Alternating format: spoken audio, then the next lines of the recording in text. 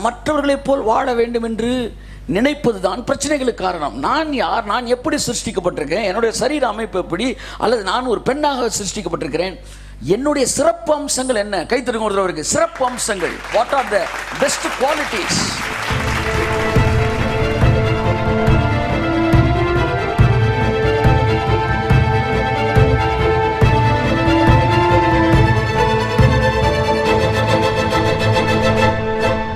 அன்புக்குரியவர்களே, ஒன்றை புரிந்து கொள்ளுங்கள். நான் நானாக இருக்க வேண்டும். மயில் எதற்காக சிருஷ்டிக்கப்பட்டது, புலி எதற்காக சிருஷ்டிக்கப்பட்டது, ஒவ்வொன்றும் ஒவ்வொரு விஷயத்தோடு சிருஷ்டிக்கப்பட்டிருக்கு. அது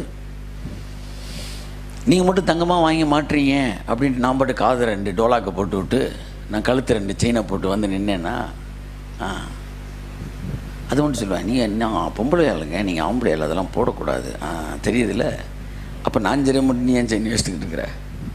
so understand what they must do, what we must do. நாம் செய்ய வேண்டியது அவர்கள் செய்ய வேண்டியது புரிந்து கொண்டால். குலோப் ஜாமுன் அது ரொம்ப அப்படி விழுந்து விழுந்து சாப்பிடுவாங்க. எனக்கு அதை பார்த்தாலே பிடிக்காது.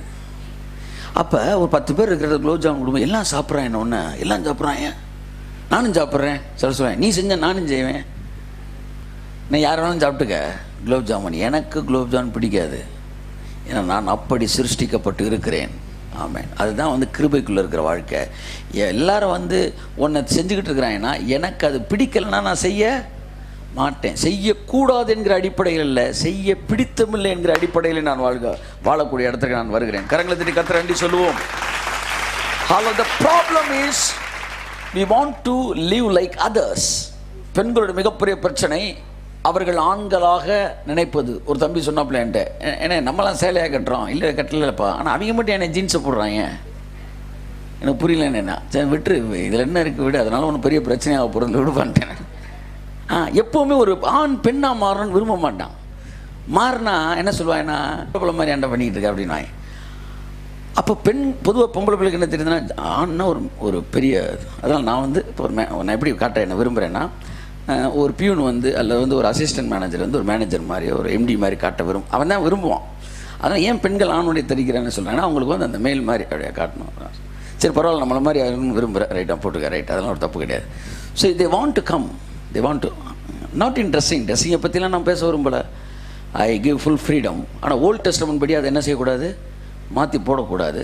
நியூ டெஸ்டமெண்ட்டில் அதை பற்றி அதிகமாக பேசப்படலை. என் அன்புக்குரியவர்களே, அதனால் அதை பற்றி நான் அதிகமாக பேசணும். மற்றவர்கள் இடர்கள் இல்லாத அளவுக்கு நீங்கள் என்ன ட்ரெஸ் வேணாலும் பண்ணலாம். அதை புரிந்து கொள்ளுங்கள். Don't try to live like others. That's the problem. That's the problem.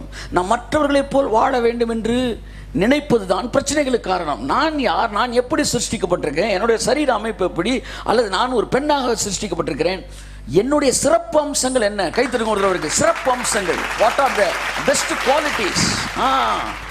நீங்கள் செய்கிறத நீங்கள் தான் செய்ய முடியும். போனதான் நான் சொன்னேன்ல, பெண்ணானால் பரிசுத்த ஆவியானவருக்கு ஒப்பாக சிருஷ்டிக்கப்பட்டிருக்கிறாள். பரிசுத்த ஆவியானவரை பற்றி சொல்லும்போது கூட ஒருவனை அவன் தகப்பன் தேற்றுவது போல்னு சொல்லாமல் ஒரு தாய் தேற்றுவது போல் சொல்லும்போது எந்த அளவுக்கு ஒரு பெஸ்ட் குவாலிட்டியை கடவுள் நம்ம கொடுத்துருக்காரு என்பது மிகவும் நீ புரிந்து கொள்ளக்கூடியது. அந்த பெஸ்ட் குவாலிட்டிஸை, அதாவது நான் இன்னொருவராய் மாற விருப்பப்பட கூடாது. நான் நானாக இருக்கும்போது நான் மிகப்பெரிய நானாய் மாறுகிறேன். ஸோ அது போல தான், தட்ஸ் த ப்ராப்ளம். அதுதான் எல்லா கன்ஃபியூஷனுக்கு காரணம். நான் யாராக இருக்க விரும்புகிறேன், நான் நானாக இருக்க விரும்புகிறேன். ஒன்றை புரிந்து கொள்ளுங்கள், நீங்கள் யார் என்றும் உங்களுக்குள்ள இருக்கிற நல்ல குணங்கள் என்ன என்பதையும் தேவன் கொடுத்த கிருபைகளையும் ரசிக்கும் போது அவைகள் பெருக ஆரம்பிக்கிறது. ஹல்லேலூயா, ஆமென், ஆமென். கர்த்தர் உங்களை ஆசீர்வதிப்பார். ஆமென், ஆமென். God has given some special qualities.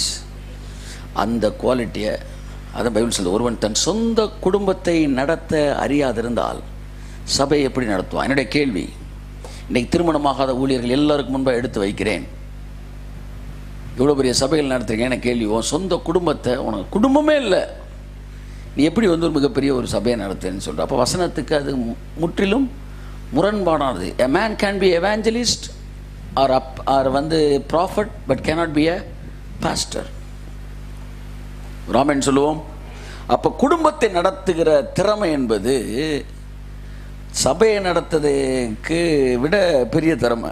இல்லையா சொல்லுங்க? ஆமாம், அந்த இடத்துல உங்களை வச்சிருக்கிறாரு. ஆமென் சொல்லுவோம்.